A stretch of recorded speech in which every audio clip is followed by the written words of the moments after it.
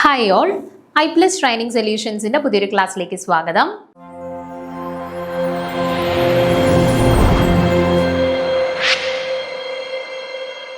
അപ്പോൾ ഇന്ന് നമ്മൾ ഡിസ്കസ് ചെയ്യാനായിട്ട് പോകുന്നത് നമ്മുടെ ബയോ ഇൻഓർഗാനിക് കെമിസ്ട്രി എന്നുള്ള ഒരു ചെറിയൊരു പോർഷനാണ്, നമ്മുടെ ഹീമോഗ്ലോബിൻ ആൻഡ് മയോഗ്ലോബിൻ. നമുക്ക് സാധാരണ സെറ്റ് എക്സാംസിന് ഈ പറയുന്ന ഹീമോഗ്ലോബിൻ ആൻഡ് മയോഗ്ലോബിനുമായിട്ട് റിലേറ്റ് ചെയ്തിട്ട് നമുക്ക് സ്റ്റേറ്റ്മെന്റ് വൈസ് ക്വസ്റ്റ്യൻസ് ഒക്കെ വരാറുള്ളതാണ്. ഇപ്പം നമുക്ക് ചിലപ്പം 4 സ്റ്റേറ്റ്മെന്റ് ഇവരുടെ രണ്ടുപേരുടെയും കൂടെ കമ്പാരിസണുമായിട്ട് ബന്ധപ്പെട്ട് 4 സ്റ്റേറ്റ്മെന്റ് തന്നിട്ട് ഇതിൽ റോങ് സ്റ്റേറ്റ്മെന്റ് ഐഡന്റിഫൈ ചെയ്യുക അല്ലെങ്കിൽ കറക്റ്റ് സ്റ്റേറ്റ്മെന്റ് ഐഡന്റിഫൈ ചെയ്യുക. ആ ഒരു പാറ്റേൺ ഓഫ് ചോദ്യങ്ങൾ നമുക്ക് ഈ പറയുന്ന ഹീമോഗ്ലോബിൻ ആൻഡ് മയോഗ്ലോബിനുമായിട്ട് ബന്ധപ്പെട്ട് നമുക്ക് ചോദിക്കാറുണ്ട്. ഓക്കെ, സോ റിപ്പീറ്റഡ്ലി ചോദിച്ചിട്ടുണ്ട്. നിങ്ങൾക്ക് ക്വസ്റ്റ്യൻ പേപ്പേഴ്സ് നോക്കിക്കഴിഞ്ഞാൽ മനസ്സിലാവും, റിപ്പീറ്റഡ്ലി ക്വസ്റ്റ്യൻസ് വന്നിട്ടുള്ള ഒരു ഏരിയയാണ് ഈ പറയുന്ന ഹീമോഗ്ലോബിൻ ആൻഡ് മയോഗ്ലോബിൻ. ഓക്കെ, അപ്പോൾ ഇന്നത്തെ ഈ ഒരു ക്ലാസ്സിൽ നമ്മൾ ഈ പറയുന്ന രണ്ടുപേരുടെയും കൂടെ ഒരു കമ്പാരിസൺ ആണ് പഠിക്കാനായിട്ട് പോകുന്നത്. പ്രധാനപ്പെട്ട ഇവരുടെ കുറച്ച് പ്രോപ്പർട്ടീസ്, അതേപോലെ ഒരു കമ്പാരിസൺ, അങ്ങനെ കുറച്ച് കാര്യങ്ങളാണ് നമ്മൾ ഈ ഒരു സെക്ഷനിൽ ഡിസ്കസ് ചെയ്യുന്നത്. ഓക്കെ, അപ്പോൾ നമുക്ക് സ്റ്റാർട്ട് ചെയ്യാം. ആദ്യം നമുക്ക് ഹീമോഗ്ലോബിന്റെ കേസസ് എല്ലാം പറയാം, അതിനുശേഷം മയോഗ്ലോബിൻ, അതിനുശേഷം നമുക്ക് രണ്ടുപേരുടെയും കൂടെ കമ്പാരിസണിലോട്ട് പോകാം. Haemoglobin is one of the most important compounds of the natural porphyrins. അപ്പം പോർഫൈറിൻ റിങ് പ്രസന്റ് ആയിട്ടുള്ള കോമ്പൗണ്ടുകൾ, നമ്മുടെ ഹീമോഗ്ലോബിനും മയോഗ്ലോബിനും ഒക്കെ പോർഫൈറിൻ റിങ്സ് പ്രസന്റ് ആയിട്ടുള്ള ആളുകളാണ് അല്ലേ. അപ്പം അത്തരത്തിൽ പോർഫൈറിൻ റിങ് ബേസിക് യൂണിറ്റ് ആയിട്ട് വരുന്ന ഒരു ഗ്രൂപ്പാണ് ഹീമോഗ്ലോബിൻ എന്ന് പറയുന്നത്. Okay, it is a chromoprotein. Chromoprotein കളറായിട്ടുള്ള അല്ലെങ്കിൽ ഒരു കളറുള്ള പ്രോട്ടീൻസ് ആണ്. കളേർഡ് ആയിട്ടുള്ള പ്രോട്ടീൻസിനെയാണ് ക്രോമോപ്രോട്ടീൻസ് എന്ന് പറയുന്നത്. ഹീമോഗ്ലോബിൻ അറിയാലോ നമുക്ക്, RBCയിൽ നമ്മുടെ റെഡ് കളറിലാണ് കണ്ടുവരുന്നത് അല്ലേ. അപ്പം അതുകൊണ്ട് തന്നെ യൂഷ്വലി ക്രോമോപ്രോട്ടീൻസിന്റെ കാറ്റഗറിയിലാണ് ഹീമോഗ്ലോബിൻ ഉൾപ്പെട്ടിട്ടുള്ളത്. It is a globular protein found in RBC which are responsible for the transport of oxygen from the lungs to the entire body. അപ്പോൾ എന്താണ് ഹീമോഗ്ലോബിന്റെ ഫംഗ്ഷൻ? Transport of oxygen. നമ്മളെ തെറ്റിക്കാനായിട്ട് ഓപ്ഷനിൽ സ്റ്റോറേജ് ഓഫ് ഓക്സിജൻ ഉണ്ടായിരിക്കും, പക്ഷെ എന്താണ് അവരുടെ ആക്ച്വൽ ഫംഗ്ഷൻ എന്ന് പറയുന്നത്? Transport of oxygen. ഓക്സിജനെ ലങ്സിൽ നിന്നും ബോഡിയുടെ എല്ലാ ഭാഗങ്ങളിലേക്കും എത്തിക്കുന്ന ജോലിയാണ് ആര് ചെയ്യുന്നത്? ഹീമോഗ്ലോബിൻ ചെയ്യുന്നത്. Okay, it is a tetrameric protein made up of 2 alpha and 2 beta sub units. ഇതൊരു ടെട്രാമർ ആണ് ആക്ച്വലി. ഓക്കെ, ടെട്രാമർ ആണ്. 4 സബ് യൂണിറ്റുകൾ ഉണ്ട്. ആൻഡ് ഏതൊക്കെയാണ് ആ 4 സബ് യൂണിറ്റുകൾ? 2 ആൽഫ സബ് യൂണിറ്റുകളുമുണ്ട്, 2 ബീറ്റ സബ് യൂണിറ്റുകളുണ്ട്. അങ്ങനെ മൊത്തത്തിൽ 4 സബ് യൂണിറ്റുകൾ ചേർന്നതാണ്. അതുകൊണ്ട് ഇതിനെ ഒരു ടെട്രാമർ ആയിട്ടാണ് നമ്മൾ കൺസിഡർ ചെയ്യുന്നത്. Okay, here the protein part is globin and a prosthetic part is haem. അപ്പൊ ഇവിടെ നമ്മുടെ ഹീമോഗ്ലോബിൻ കൺസിഡർ ചെയ്യുമ്പോഴത്തേന് ഹീമോഗ്ലോബിനകത്ത് 2 ഭാഗങ്ങളുണ്ട്. ഒന്നൊരു പ്രോട്ടീൻ പാർട്ട്, 2 ഒരു പ്രോസ്റ്ററ്റിക് പാർട്ട്. ഓക്കെ, ഒന്നിനെ നമ്മളൊരു പ്രോട്ടീൻ പാർട്ടും രണ്ടാമത്തേനെ നമ്മളൊരു പ്രോസ്റ്ററ്റിക് പാർട്ടും എന്നാണ് പറയുന്നത്. ഓക്കെ, അതിൽ പ്രോട്ടീൻ പാർട്ടാണ് ഗ്ലോബിൻ എന്ന് പറയുന്നത്. ഓക്കെ, ആൻഡ് ഹീമാണ് ഇവിടുത്തെ പ്രോസ്റ്ററ്റിക് ഗ്രൂപ്പ് അല്ലെങ്കിൽ പ്രോസ്റ്ററ്റിക് പാർട്ട് എന്നറിയപ്പെടുന്നത്. ഓക്കെ, അപ്പോൾ ഹീമോഗ്ലോബിനകത്ത് 2 ഭാഗങ്ങളുണ്ട്. ഒരു പ്രോസ്റ്ററ്റിക് പാർട്ടും ഉണ്ട്, ഒരു പ്രോട്ടീൻ ഭാഗമുണ്ട്. ആ പ്രോട്ടീൻ ഭാഗമാണ് ഗ്ലോബിൻ ആൻഡ് പ്രോസ്റ്ററ്റിക് പാർട്ടാണ് ഹീം ഗ്രൂപ്പ്. ഓക്കെ, ഇനി മോളിക്കുലാർ വെയിറ്റ് വരുന്ന ഏകദേശം 64,500 റേഞ്ചിലാണ് ഇവരുടെ മോളിക്കുലാർ വെയിറ്റ് വരുന്നത്. ടെട്രാമർ ആണെന്ന് നമ്മൾ ഓൾറെഡി പറഞ്ഞു, അതുകൊണ്ടാണ് 4 സബ് യൂണിറ്റുകൾ ഉണ്ട് എന്ന് പറഞ്ഞത്. ഓരോ സബ് യൂണിറ്റിലും ഒരു പോർഫൈറിൻ കോംപ്ലെക്സ് ഉണ്ട്, ഒരു ഹീം ഗ്രൂപ്പ് ഉണ്ട്. ഈ ഹീം ഗ്രൂപ്പിന്റെ സെൻട്രലായിട്ട് മെറ്റൽ സെന്റർ ആയിട്ട് വരുന്നത് ആരാണ്? അയൺ ആണ്. ആ അയൺ മെറ്റൽ സെന്റർ ഏത് ഓക്സിഡേഷൻ സ്റ്റേറ്റിലാണ് ഉള്ളത്? +2 ഓക്സിഡേഷൻ സ്റ്റേറ്റിലാണ് പ്രസന്റ് ആയിട്ടുള്ളത്. ഓക്കെ, അപ്പൊ ഇവര് each sub-unit comprise a porphyrin complex heme which contains Fe2+ bonded to 4 nitrogen atoms and a globular protein. The globular protein is bonded coordinately to Fe2+ in the heme through the 5th nitrogen atom from histidine molecule in the protein. അപ്പം ഇവിടെ നമ്മൾ പറഞ്ഞു haem group metal centre ആയിട്ട് വരുന്നത് iron ആണ്. Iron +2 oxidation സ്റ്റേറ്റിലാണ്. അപ്പോൾ ഈ അയണിൻ്റെ കോർഡിനേഷൻ സൈറ്റിൽ 4 കോർഡിനേഷൻ സൈറ്റ് ഒക്കുപ്പൈ ചെയ്യുന്നത് ഈ പറയുന്ന പോർഫൈറിൻ റിങ്ങിൽ നിന്നുള്ള 4 നൈട്രജൻസ് ആണ് 4 കോർഡിനേഷൻ സൈറ്റിൽ ഒക്കുപ്പൈ ചെയ്യുന്നത്. 5ാമത്തെ കോർഡിനേഷൻ സൈറ്റിലും ഒക്കുപ്പൈ ചെയ്യുന്നത് നൈട്രജൻ തന്നെയാണ്. പക്ഷെ ആ നൈട്രജൻ എവിടെ നിന്ന് വരുന്ന നൈട്രജൻ ആണ്? ഹിസ്റ്റഡീൻ മോളിക്യൂളിന്റെ ഭാഗമായിട്ടുള്ള നൈട്രജൻ ആണ്. ഓക്കെ, Fe2+ന്റെ 4 കോർഡിനേഷൻ സൈറ്റ് ഒക്കുപ്പൈ ചെയ്യുന്നത് 4 നൈട്രജൻ ആണ്. ഫ്രം എവിടെ? 4 നൈട്രജൻസ് വരുന്നത് പോർഫൈറിൻ റിംഗിന്റെ ഭാഗമായിട്ടുള്ള 4 നൈട്രജൻസ് ആണ്. 5ാമത്തെ കോർഡിനേഷൻ സൈറ്റ് ഒക്കുപ്പൈ ചെയ്യുന്നതും നൈട്രജൻ തന്നെയാണ്. പക്ഷേ it is the part of histidine molecule. Histidine മോളിക്യൂളിന്റെ പാർട്ടായിട്ടുള്ള നൈട്രജൻ ആറ്റമാണ് 5ാമത്തെ കോർഡിനേഷൻ സൈറ്റ് ഒക്കുപ്പൈ ചെയ്യുന്നത്. Okay, so the 6th position is occupied by oxygen or water molecule. 6ാമത്തെ കോർഡിനേഷൻ സൈറ്റ് വേക്കന്റ് ആണ്. അവിടെ ഒന്നെങ്കിൽ ഓക്സിജൻ മോളിക്യൂൾ വന്ന് ബൈൻഡ് ചെയ്യും, അല്ലെങ്കിൽ വാട്ടർ മോളിക്യൂൾ ആണ് ബൈൻഡ് ചെയ്യപ്പെടുന്നത്. Okay, and hemoglobin occurs in all vertebrates and in some non-vertebrates. അപ്പം എല്ലാ വെർട്ടിബ്രേറ്റ്സിലും അതേപോലെ തന്നെ ചില നോൺ വെർട്ടിബ്രേറ്റ്സിലും ഹീമോഗ്ലോബിൻ പ്രസന്റ് ആയിട്ടുണ്ട്. And it act as A catalyst in many biological process. And പല ബയോളജിക്കൽ പ്രോസസ്സുകളിലും കാറ്റലിസ്റ്റ് ആയിട്ടും ആര് പ്രവർത്തിക്കുന്നുണ്ട്? ഹീമോഗ്ലോബിൻ പ്രവർത്തിക്കുന്നുണ്ട്. ഓക്കെ, സോ ഹീമോഗ്ലോബിനെ കുറിച്ചിട്ടുള്ള പ്രധാനമായിട്ടും നിങ്ങൾ ഓർത്തിരിക്കേണ്ട മെയിൻ പോയിന്റ്സ് ഈ പറഞ്ഞ ഇത്രയും കാര്യങ്ങളാണ്. എന്തൊക്കെയാണ്? ഒന്നാമത്തത് നമ്മൾ പറഞ്ഞു, ഹീമോഗ്ലോബിൻ എന്താണ്? ഒരു നാച്ചുറൽ പോർഫൈറിൻ കാറ്റഗറിയിൽ ഉൾപ്പെട്ടിട്ടുള്ളതാണ്. അപ്പം പോർഫൈറിൻ റിങ്ങും അതേപോലെ ഹീം ഗ്രൂപ്പും പ്രസന്റ് ആയിട്ടുള്ള ഒരു ബയോനോർഗാനിക് എന്താണ് സ്പീഷീസ് ആണ് ഹീമോഗ്ലോബിൻ എന്ന് പറയുന്നത്. ക്രോമോ പ്രോട്ടീൻ ആണ്, കളർ ഉണ്ട്, അതുകൊണ്ട് തന്നെ അത് ക്രോമോ പ്രോട്ടീൻ കാറ്റഗറിയിലാണ് ഉൾപ്പെട്ടിട്ടുള്ളത്. എവിടെയാണ് കണ്ടുവരുന്നത്? RBCയിലാണ് കണ്ടുവരുന്നത്. എന്താണ് അവരുടെ ജോലി? Transport of oxygen. എവിടുന്ന് എങ്ങോട്ട്? ലങ്സിൽ നിന്നും ബോഡി പാർട്സിലേക്ക് മൊത്തത്തിൽ ഓക്സിജനെ ട്രാൻസ്പോർട്ട് ചെയ്യുന്ന ജോലിയാണ് ഹീമോഗ്ലോബിൻ ചെയ്യുന്നത്. എങ്ങനെയുള്ള പ്രോട്ടീൻ ആണ് ഇവര്? ടെട്രാമറിക് പ്രോട്ടീൻ ആണ്. ഓക്കെ, ടെട്രാമർ ആണ്. 4 സബ് യൂണിറ്റ് ഉണ്ട്, 2 ആൽഫ സബ് യൂണിറ്റും 2 ബീറ്റ സബ് യൂണിറ്റുകളും. ഓക്കെ, അതിനുശേഷം നമ്മൾ പറഞ്ഞു ഇവിടെ 2 ഭാഗങ്ങളുണ്ട് ഹീമോഗ്ലോബിനകത്ത്. ഒന്ന് ഒരു പ്രോട്ടീൻ പാർട്ട്, 2 ഒരു പ്രോസ്റ്ററ്റിക് പാർട്ട്. പ്രോട്ടീൻ പാർട്ടിനകത്ത് ആരാ ഉള്ളത്? പ്രോട്ടീൻ പാർട്ടിനകത്ത് ഗ്ലോബിൻ ആൻഡ് പ്രോസ്റ്ററ്റിക് പാർട്ടിനകത്ത് ഹീം ഗ്രൂപ്പ്. ഏകദേശം 64,500 ആണ് ഇവരുടെ മോളിക്കുലാർ മാസ് വരുന്നത്. 4 സബ് യൂണിറ്റ് ടെട്രാമർ ആയതുകൊണ്ട് 4 സബ് യൂണിറ്റ് ഉണ്ടെന്ന് നമ്മൾ പറഞ്ഞു. മെറ്റൽ സെൻറ്റർ ആയിട്ട് വരുന്നത് അയൺ ആണ്. അയൺ +2 ഓക്സിഡേഷൻ സ്റ്റേറ്റിലാണ് ഇവിടെ ഉള്ളത്. അയണിന്റെ 6 കോർഡിനേഷൻ സൈറ്റ് ആണ് ആക്ച്വലി ഉള്ളത്. അതിൽ 4 കോർഡിനേഷൻ സൈറ്റിൽ നമ്മുടെ എന്താണ് പോർഫൈറിൻ റിംഗിൽ നിന്നുള്ള 4 നൈട്രജൻസ് വന്നിട്ട് ഒക്കുപ്പൈ ചെയ്യും. 5ാമത്തെ കോർഡിനേഷൻ സൈഡിലും നൈട്രജൻ ആണ് ഒക്കുപ്പൈ ചെയ്യുന്നത്. പക്ഷേ അയാൾ എവിടെ നിന്ന് വരുന്നതാണ്? നമ്മുടെ ഹിസ്റ്റഡീൻ മോളിക്യൂളിൽ നിന്ന് വരുന്ന നൈട്രജൻ ആണ് ഒക്കുപ്പൈ ചെയ്യുന്നത്. ആൻഡ് 6ാമത്തെ കോർഡിനേഷൻ സൈറ്റ് വേക്കന്റ് ആണ്. അവിടെ ഒന്നെങ്കിൽ ഓക്സിജൻ അല്ലെങ്കിൽ വാട്ടർ മോളിക്യൂൾ ആണ് വന്ന് ബൈൻഡ് ചെയ്യപ്പെടുന്നത്. ഓക്കെ, ദെൻ നമ്മൾ പറഞ്ഞു വെർട്ടിബ്രേറ്റ്സിലും ഒരുവിധം എല്ലാ വെർട്ടിബ്രേറ്റ്സിലും ചില ഇൻവെർട്ടിബ്രേറ്റ്സിൻ്റെ കേസിലും ഹീമോഗ്ലോബിൻ പ്രസന്റ് ആയിട്ടുണ്ട്. ദെൻ പല ബയോളജിക്കൽ പ്രോസസ്സുകളിലും കാറ്റലിസ്റ്റ് ആയിട്ടും ഇവർക്ക് പ്രവർത്തിക്കാൻ പറ്റും. ഓക്കെ, ഇനി രണ്ടാമതായിട്ട് നമ്മൾ മയോഗ്ലോബിനിലോട്ട് കടക്കുകയാണ്. ഓക്കെ, മയോഗ്ലോബിനും ഹീം പ്രോട്ടീൻ ആണ്. നമുക്ക് സാധാരണ എക്സാമിന് വരുന്ന ഒരു ക്വസ്റ്റ്യൻ ആണ്, ഐഡന്റിഫൈ ദ നോൺ ഹീം ഗ്രൂപ്പിനെ ഐഡന്റിഫൈ ചെയ്യാനായിട്ട് ക്വസ്റ്റ്യൻസ് സാധാരണ കണ്ടുവരാറുണ്ട്. എന്നിട്ട് ഓപ്ഷൻസിനകത്ത് കാണും ഹീമോഗ്ലോബിൻ, മയോഗ്ലോബിൻ, സൈറ്റോക്രോംസ്, ഹീമോസയാനിൻ. കേട്ടോ, ഇങ്ങനെ 4 ഓപ്ഷൻസ് കാണും. അപ്പം യൂഷ്വലി നിങ്ങൾക്ക് അറിയാമായിരിക്കും ഹീമോഗ്ലോബിനകത്തും മയോഗ്ലോബിനകത്തും ഹീം ഗ്രൂപ്പ്സ് ഉണ്ട്. പിന്നത്തെ 2 ഓപ്ഷൻസ് ഒന്നെങ്കിൽ ഹീമറിത്രിൻ അല്ലെങ്കിൽ ഹീമോസയാനിൻ ആയിരിക്കും. ഹീമറിത്രിൻ പിന്നെ അടുത്തത് സൈറ്റോക്രോംസ്. അപ്പം നമ്മൾ വിചാരിക്കും ഹീമോസയാനിൻ അല്ലെ ഹീമറിത്രിൻ്റെ കേസിലൊക്കെ ഹീം എന്നുണ്ട് പേരിനകത്ത്, പക്ഷേ സൈറ്റോക്രോംസിനകത്തൊന്നും കാണുന്നില്ലല്ലോ. അപ്പോൾ സൈറ്റോക്രോമിനകത്തായിരിക്കും ഹീം ഗ്രൂപ്പ് ഇല്ലാത്തതെന്ന് വിചാരിക്കും. പക്ഷേ അല്ല, സൈറ്റോക്രോംസിനകത്തും ഹീം ഗ്രൂപ്പ് ഉണ്ട്. ഹീമോസയാനിൻ അല്ലെങ്കിൽ ഹീമറിത്രിനകത്താണ് ഹീം ഗ്രൂപ്പ് പ്രസന്റ് ആയിട്ട് ഇല്ലാത്തത്. ഓക്കെ, ക്ലിയർ ആണല്ലോ? അപ്പം മയോഗ്ലോബിൻ്റെ കേസിൽ ഫസ്റ്റ് ഓർത്തിരിക്കേണ്ട കാര്യം ഇതാണ്, മയോഗ്ലോബിനകത്ത് എന്തുണ്ട്? ഒരു ഹീം പ്രോട്ടീൻ ആണ് മയോഗ്ലോബിൻ എന്ന് പറയുന്നത്. കേട്ടോ, മയോഗ്ലോബിൻ എന്ന് പറയുന്നത് it is a heme protein. And അവരുടെ കേസിൽ അവരുടെ മോളിക്കുലാർ വെയിറ്റ് എത്രയാണ് വരുന്നത്? ഏകദേശം 17,000 ആണ് അവരുടെ മോളിക്കുലാർ വെയിറ്റ് വരുന്നത്.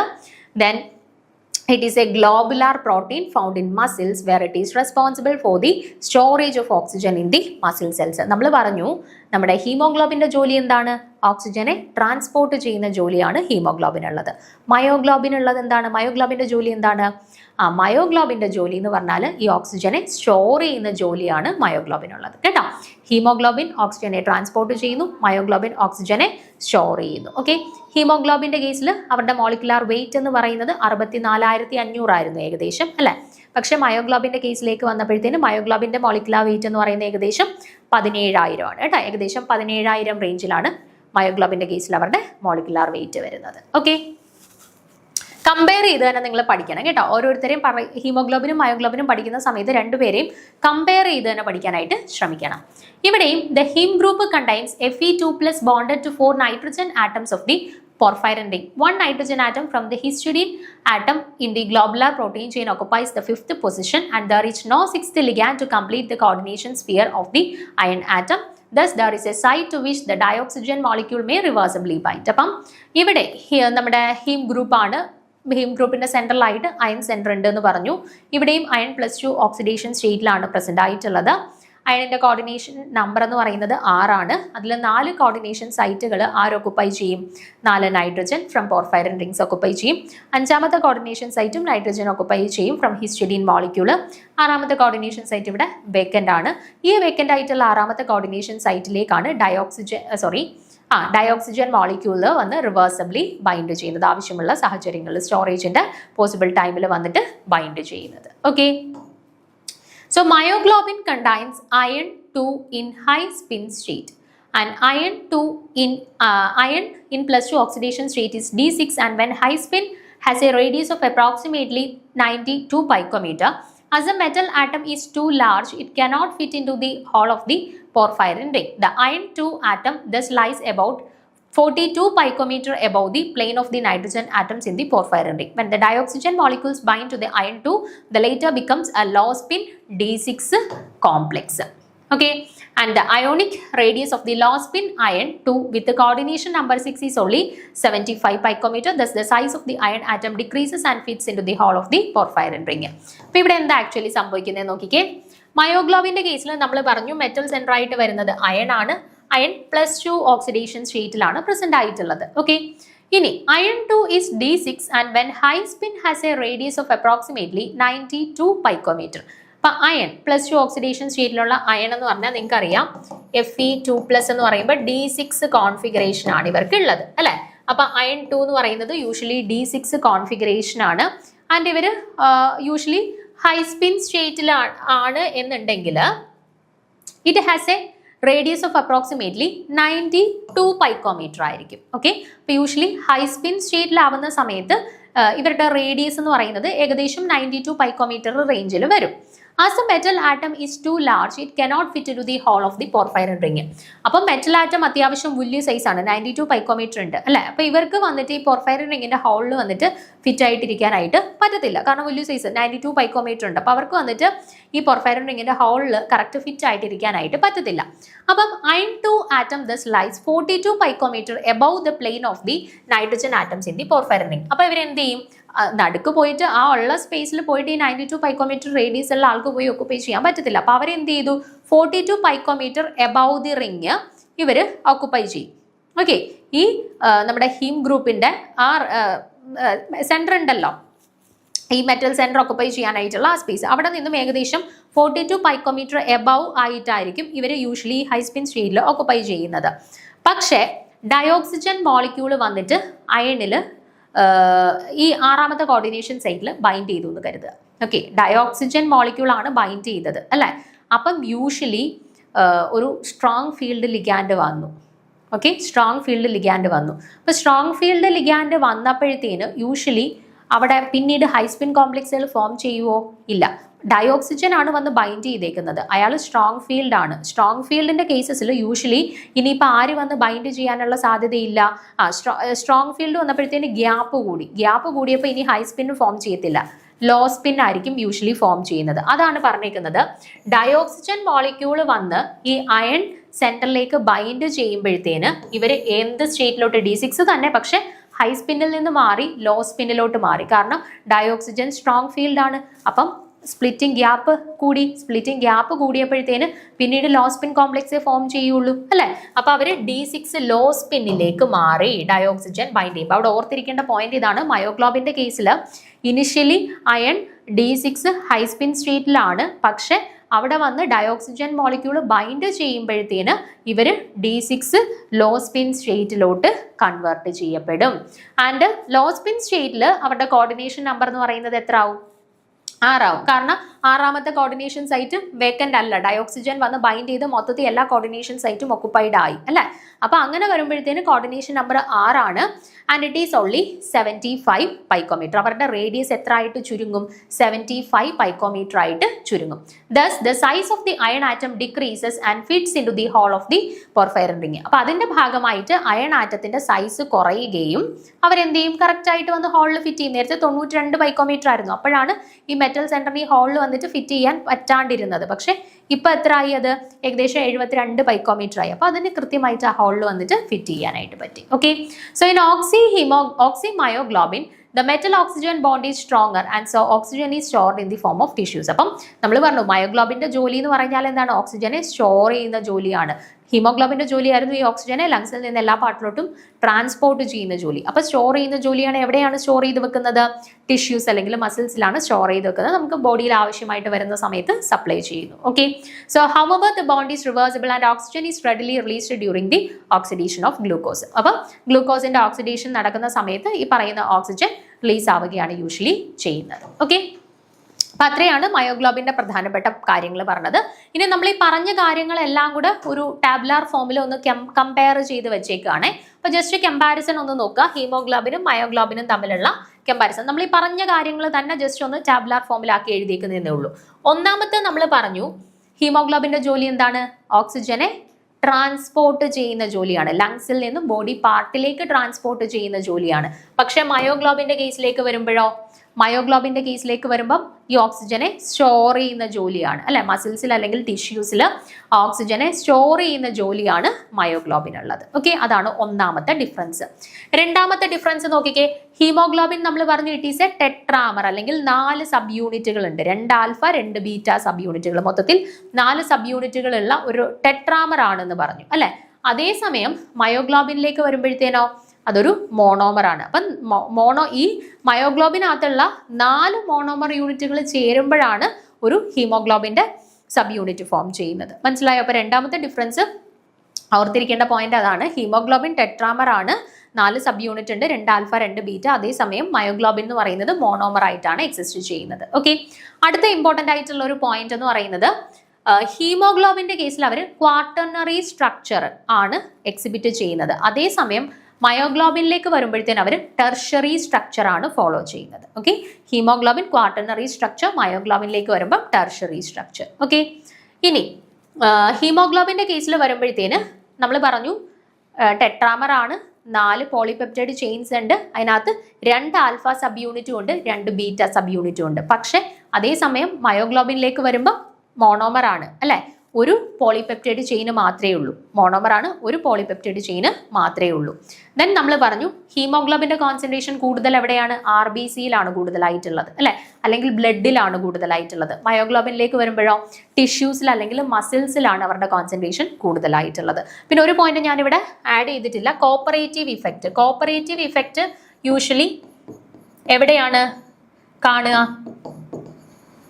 കോപ്പറേറ്റീവ് ഇഫക്റ്റ് ഹീമോഗ്ലോബിന്റെ കേസിൽ. ഹീമോഗ്ലോബിൻ ആണ് ടെട്രാമർ അല്ലെ. ടെട്രാമർ ഉള്ളിടത്താണ് ഒരിടത്ത് വന്ന് ബൈൻഡ് ചെയ്യുമ്പോൾ അടുത്തടുത്തോട്ടുള്ള പോസിബിലിറ്റി കൂടുന്നു. ആ ഒരു കോപ്പറേറ്റിവിറ്റി കൂടാനുള്ള ചാൻസ് ഉള്ളത് കേട്ടോ. അതുകൊണ്ട് തന്നെ കോപ്പറേറ്റീവ് ഇഫക്റ്റ് യൂഷ്വലി ഹീമോഗ്ലോബിനിലാണ് കാണിക്കുന്നത്. മയോഗ്ലോബിന്റെ കേസിൽ കോപ്പറേറ്റീവ് ഇഫക്റ്റ് കാണിക്കാറില്ല, കാരണം അത് മോണോമർ ആയിട്ടാണ് എക്സിസ്റ്റ് ചെയ്യുന്നത് കേട്ടോ. ആ പോയിന്റും കൂടെ ഇതിന്റെ കൂടെ കമ്പാരിസന്റെ കൂടെ നിങ്ങൾ ആഡ് ചെയ്ത് പഠിക്കുക കേട്ടോ. അപ്പൊ ഇത്രയും കാര്യങ്ങളാണ് നമ്മുടെ ഹീമോഗ്ലോബിൻ ആൻഡ് മയോഗ്ലോബിനുമായിട്ട് ബന്ധപ്പെട്ട് പ്രധാനമായിട്ടുമുള്ള പോയിന്റ്സ്.